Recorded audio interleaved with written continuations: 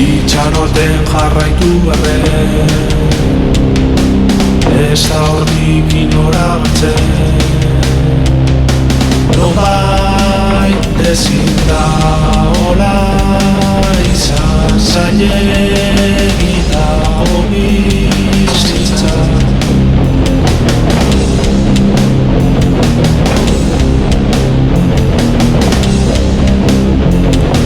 Horrela entzun du,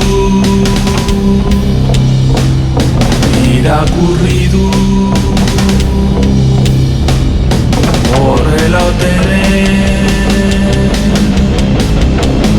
enaiz segur.